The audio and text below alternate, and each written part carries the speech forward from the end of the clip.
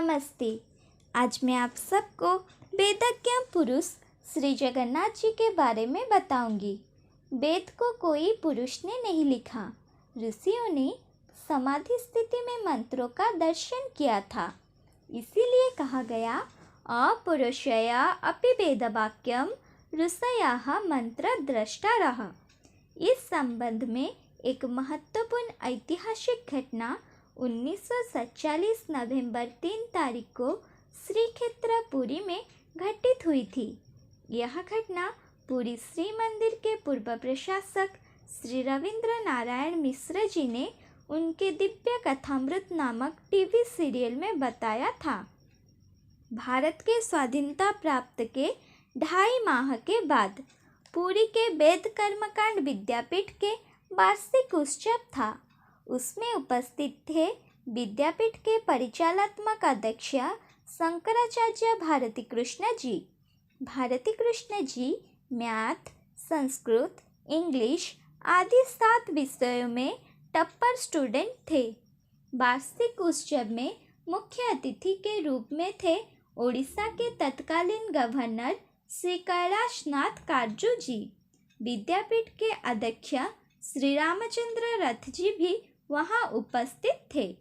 वार्षिक उत्सव के पुरस्कार वितरणी समारोह में पहले शंकराचार्य जी बोलने के लिए खड़े हुए। उन्होंने अपने स्पीच में कहा, ऋग्वेद में ऐसे 16 श्लोक है जिसके द्वारा गणित के सभी प्रश्नों का समाधान किया जा सकता है। इस बात को सुनकर वहां उपस्थित मुख्य अतिथि श्री कैलाशनाथ काटजू ने शंकराचार्य जी के स्पीच को बीच में ही विरोध किया। कहा कि वेद सबका सम्मानीय ग्रंथ है, परंतु उनका इतना अतिशयोक्ति करके वर्णन नहीं करना चाहिए।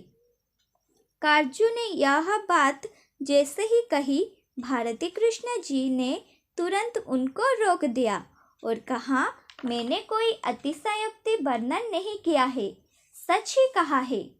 तब काटजू ने तुरंत ही एक ब्लैक बोर्ड और चक मंगवाया और उस पर गणित का एक प्रश्न लिख दिया। काटजू गणित में MA थे।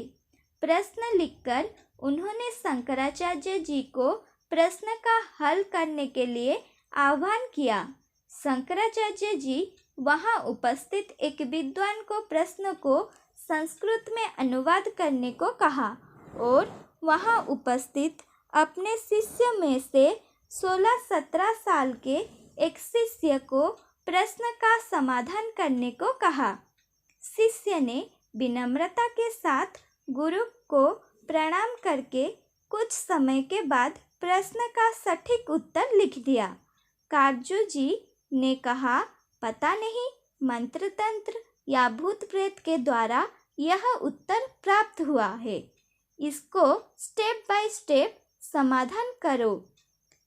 शिष्य ने तुरंत स्टेप बाय स्टेप समाधान कर दिया तो गवर्नर काटजू ने भरी सभा के सामने शंकराचार्य जी से माफी मांगी और कहा, आप वेद के विद्वान हैं, परंतु वेद में मैं प्रवीण न होने के कारण मुझसे यह गलती हुई है।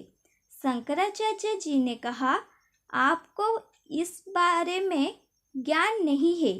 श्री क्षेत्रपुरी पुरुषोत्तम क्षेत्र है, वेद का क्षेत्र है और चतुर्था मूर्ति वेद का प्रतिमूर्ति है। श्री जगन्नाथ जी वेदज्ञ पुरुष है।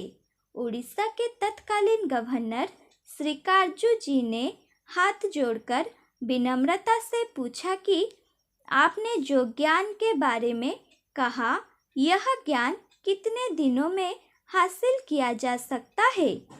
शंकराचार्य जी ने कहा, 6 माह में। उसके बाद गवर्नर साहेब के लाल बत्ती वाली गाड़ी शंकराचार्य जी के मठ के सामने हर दिन शाम के समय आकर रुकती थी और श्री काटजू जी भारत के प्राचीन ज्ञान को 6 माह तक भारती कृष्ण जी से प्राप्त करते थे। यह बात सुनने के बाद आपको कैसा लगता है? जरूर बताइए।